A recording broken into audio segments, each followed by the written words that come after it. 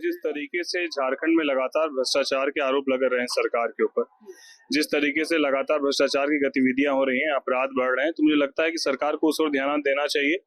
जब आपका सिस्टम दुरुस्त रहेगा तब तो आप युवा या महिलाओं की बात करेंगे। जब सिस्टम ही ध्वस्त हो रखा है, पूरी तरीके से भ्रष्टाचार में सम्मिलित, तो उसमें बात ही क्या करनी। हमारे नेता ने स्पष्ट किया कि पार्टी जो है वो लगभग 40 सीटों पर अपनी तैयारी करके रखी है। अब गठबंधन में या नहीं, मैं 40 सीटों पर पार्टी की तैयारियां हैं।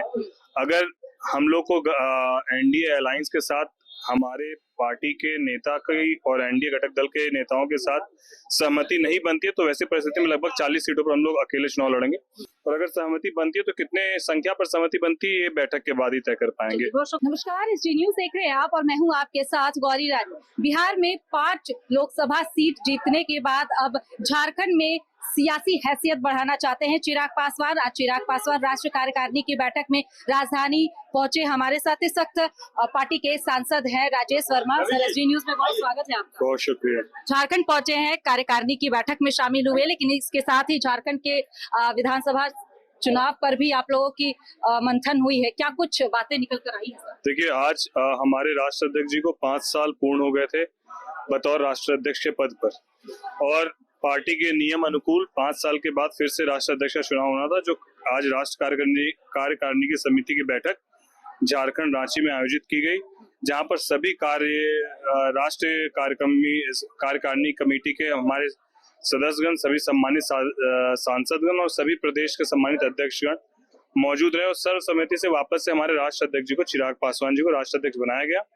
और साथ ही साथ अब जो आगामी आने वाले चुनाव हैं झारखंड के, और पार्टी को मजबूती को लेकर, और झारखंड में चुनाव में पार्टी किस तरीके से चुनाव लड़ेगी, साथ में और अलग दोनों ही विकल्पों पर पार्टी काम कर रही है। और मजबूती से इसको लेकर संगठन को मजबूत करने के लिए हम सभी सांसदों का दायित्व भी तय किया जाएगा कि हम लोग झारखंड में किनको किस किस जिले का दायित्व मिलेगा। ये दायित्व हमारे राष्ट्र अध्यक्ष जल्द ही तय करेंगे। उसके बाद हम लोग झारखंड में जो है पार्टी का रूपरेखा को सुनिश्चित करते हुए आगे की। युवा है, झारखंड पहुंचे हैं, तो ये सवाल बनता है कि हेमंत सोरेन जो कि झारखंड के मुख्यमंत्री, वो कहते हैं कि वो युवाओं के मुख्यमंत्री है। तो ऐसे में आप वर्तमान में जो इंडिया गठबंधन की सरकार झारखंड में चल रही है, उसको कैसे देखते हैं?